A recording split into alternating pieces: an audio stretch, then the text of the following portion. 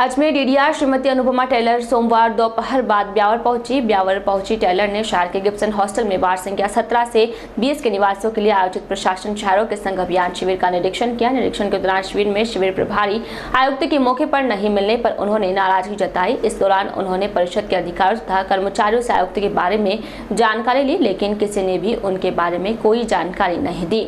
शिविर में बिना आयुक्त के आमजन के कार्य प्रभावित होने को ध्यान में रखते हुए डीडीआर श्रीमती टेलर ने हाथों हाथ नगर परिषद की आरओ शमीम बानो को 3 दिन के लिए आयुक्त का अतिरिक्त प्रभार सौंपने के आदेश जारी किए। शिविर के निरीक्षण के दौरान निर्धारित लक्ष्य के अनुसार आवेदन नहीं मिलने पर पट्टे नहीं बनने पर डीडीआर ने नाराजगी जताते हुए उपस्थित कर्मचारियों को फटकार भी लगाई। उन्होंने कहा कि राज्य सरकार आमजन को तुरंत राहत पहुंचाने के लिए अभियान के तहत शिविरों का आयोजन कर रही है, लेकिन सरकार के लक्ष्यों के अनुरूप कार्य नहीं हो रहा है, जिससे प्रतीत होता है कि इसमें कर्मचारी तथा अधिकारी रुचि नहीं ले रहे हैं। उन्होंने उपस्थित अधिकारियों तथा कर्मचारियों से शिविरों में रुचि लेकर आमजन को राहत पहुंचाने के निर्देश दिए। शिविर निरीक्षण के दौरान कांग्रेस के पार्षदों ने शहर में हुए अवैध निर्माणों पर तथा खांचा भूमि प्रकरणों को लेकर की गई शिकायतों पर अब तक कोई ठोस कार्यवाही नहीं होने की शिकायत दी। इस दौरान पार्षदों ने बताया कि नगर परिषद प्रशासन को शहर में हो रहे अवैध निर्माण कार्यों की जानकारी तथा सूची सौंपी गई, लेकिन अब तक अवैध निर्माणकर्ताओं के खिलाफ कोई कार्यवाही नहीं की गई है।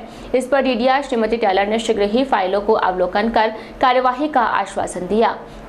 इस दौरान कांग्रेसी पार्षदों ने नगर परिषद में भ्रष्टाचार व्याप्त होने का भी आरोप लगाया। इसी प्रकार आसपास के लोगों ने शहर में आवारा पशु तथा वार्डों में साफ सफाई नहीं होने की शिकायत की। इस पर डीडीआर ने हाथों हाथ स्वास्थ्य निरीक्षक केसी मीणा को मौके पर बुलाकर साफ सफाई व्यवस्था को सुचारू करवाने के निर्देश दिए। अवैध निर्माण तथा खाचा भूमि प्रकरण को लेकर शिकायत करने वालों में कांग्रेसी पार्षद दलपत राज मेवाड़ा, भरत बागमार, घनश्याम फुलबाड़ी तथा अन्य कांग्रेस जन शामिल थे।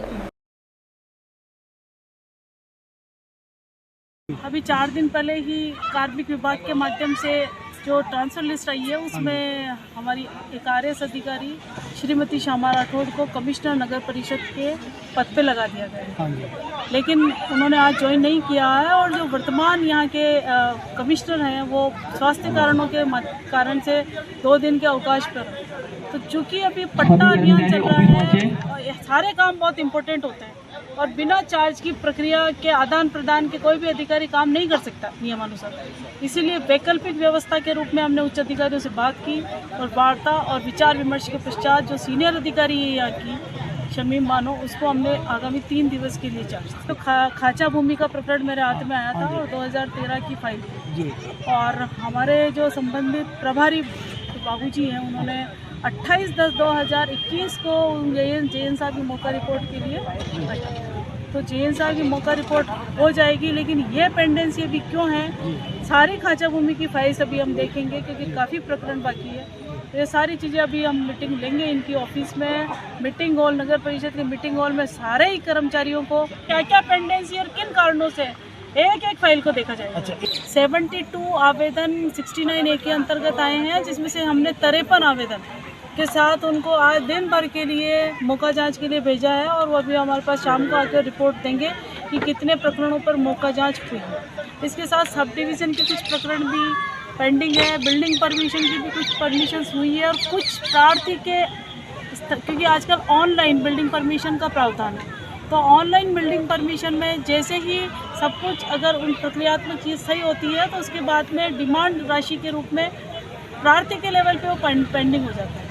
तो इस पोर्टल में हम लोग ये करेंगे कि अब यहाँ पे हमारे जो ऑनलाइन बिल्डिंग परमिशन करते हैं वो खुद ही एक को फ़ोन करेंगे कि आपका 8 दिन से पेंडिंग पड़ा है, 10 दिन से पेंडिंग पड़ा है और आप यहाँ आके और आप आपकी ये राशि है वो जमा करा दें।